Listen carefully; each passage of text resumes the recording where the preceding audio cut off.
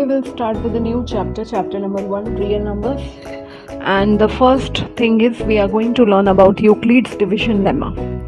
So Euclid's division lemma, if I give you the statement, it is just like that. For any positive integers, you know, it should not be negative. Okay, so for any positive integers a and b, definitely there exist q and r, such that q will be quotient and r will be remainder. I'll explain you how they will be quotient and remainder, such that it satisfies a is equal to bq plus r.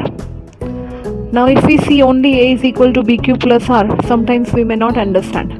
So let us take a general example. Suppose 7 is divided by 2. So here 7 is working as a, 2 is b. So we know 2 3s are 6, and so the remainder will be 1. So we can write 7, which was a, is equal to 2 into 3. 2 was b and quotient, that means this was q, and the remainder is r. That means we can write 7 as 2 into 3 plus 1. Now it's not necessary we divide 7 only by 2. We can also divide 6 by 2. Suppose I am dividing 6 by 2. So we will be getting 2 3s are 6, and so the remainder will be 0. So what I mean to say, the value of r when a number is divided by 2 either is 1 or 0. If you divide 5 by 2, you will get remainder 1. If you divide 4 by 2, the remainder will be 0. So that means the value of r will be lesser than the value of b, right? So we can say here the condition for r is greater than equal to 0 and it is less than equal to b. So this is necessary to understand that what is the value of r. Now we will be using the Euclid's division algorithm to understand how to find out HCF, highest common factor between two numbers. To understand Euclid's division algorithm, I have taken one sum from your exercise only, exercise number 1.1, to find out HCF between these two numbers. Now out of 867 and 255, which one is the bigger number? So obviously 867. Okay, so you have to divide it by a smaller number. That means, please see how I am dividing it. 867 when divided by 255. Now we know that 250s, if I multiply by 1, it will come in 200s. If I multiply by 2, it will come in nearly 500s. If I multiply in 3, it will come nearly in 700s. Okay, so I have already multiplied and kept 255. If I multiply by 3, so I will be getting the answer 765. Okay, if I subtract 867 and 765 from 867, so I will be getting remainder to be 102, right?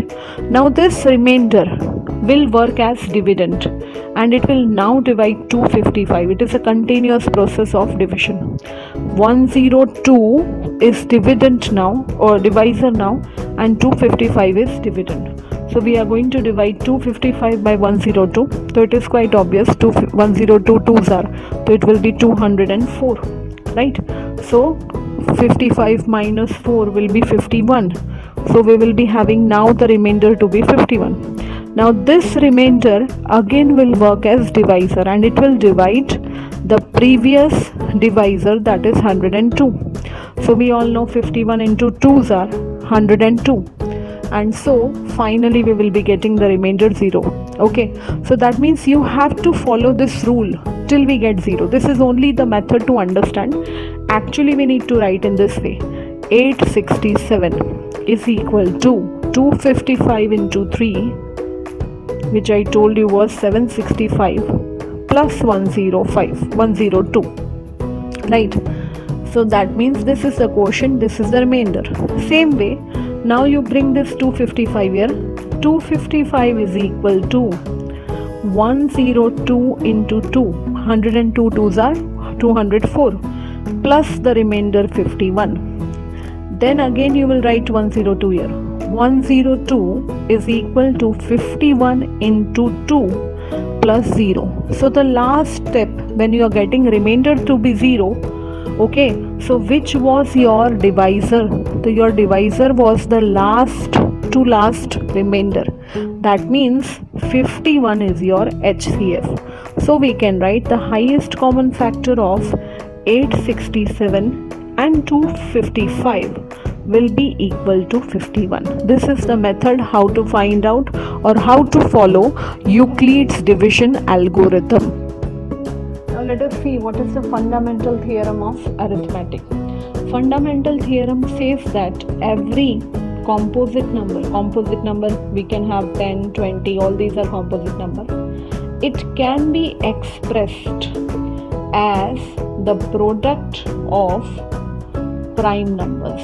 Okay, any composite number can be expressed as the product of prime numbers. So example, if I give you a number 18, so you may write Miss 18 is equal to 9 into 2.